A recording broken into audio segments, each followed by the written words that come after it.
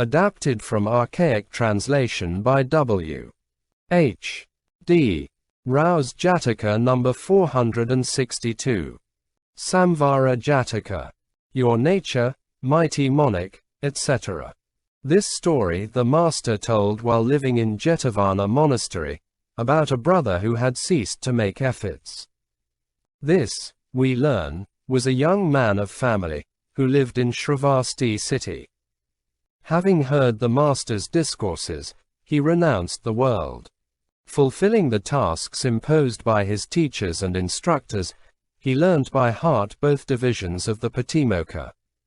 When 5 years were past, he said, "When I have been instructed in the mode of attaining the mystic trance, I will go dwell in the forest." Then he took leave of his teachers and instructors, and proceeded to a frontier village in the kingdom of Kosala. The people were pleased with his manner, and he made a hut of leaves and there was attended to. Entering upon the rainy season, zealous, eager, striving in tough attempts, he tried hard after the mystic trance for the space of 3 months. But of this not a trace could he produce. Then he thought, "Truly I have become worldly. What have I to do with living in the forest?" Then he said to himself, "I will return to Jetavana monastery, and therein seeing the grace of the Tathagata, and hearing his discourse sweet as honey, I will pass my days." So he relaxed his striving. And setting on he came in course of time to Jetavana monastery. His instructors and teachers, his friends and acquaintances asked him the cause of his coming. He informed them, and they rebuked him for it, asking him why he had so done. Then they led him into the master's presence. "Why, brethren," said the master, "do you lead here a brother against his will?" They replied, "This brother has come here because he has relaxed his striving." "Is this true, as they tell me?" asked the master. "Yes, sir," said the man. Said the master, "Why have you ceased to make efforts, brother?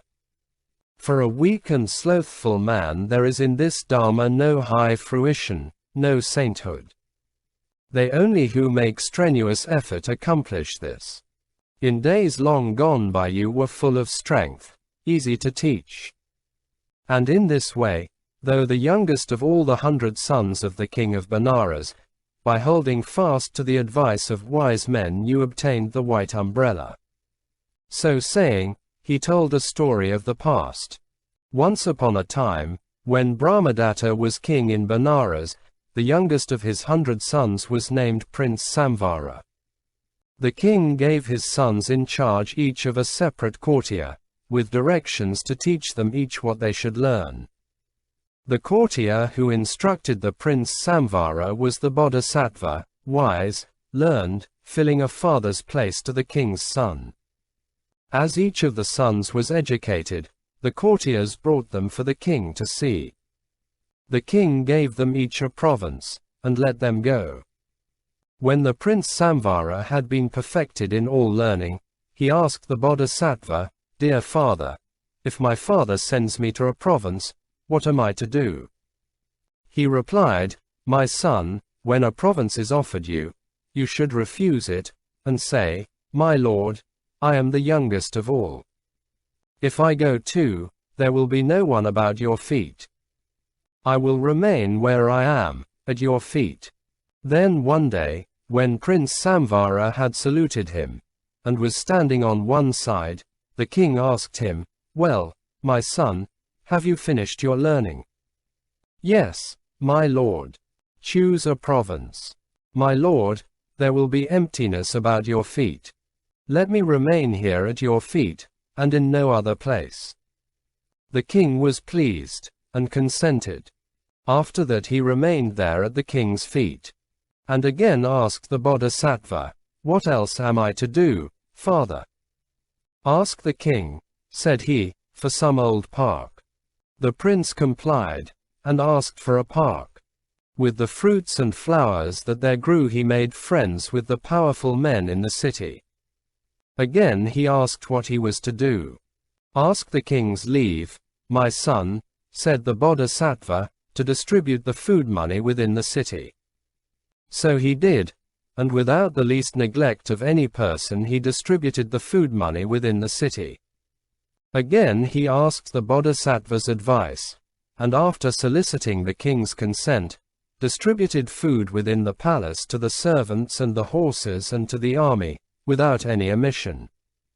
To messengers come from foreign countries he assigned their lodging and so on. For merchants he fixed the taxes, all that had to be arranged he did alone.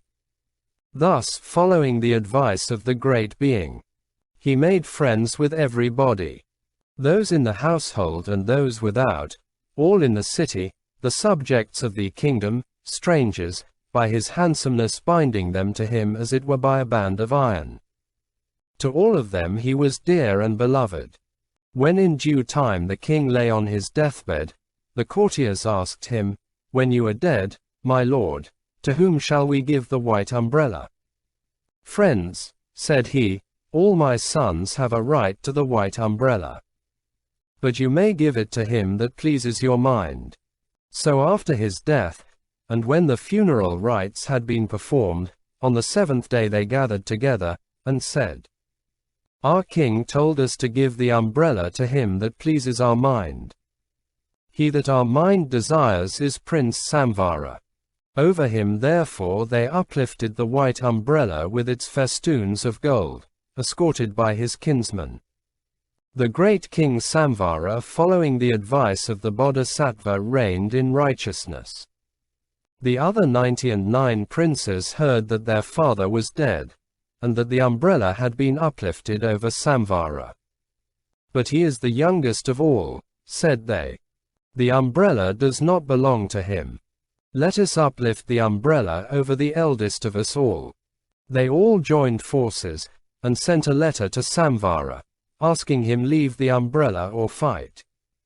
Then they surrounded the city.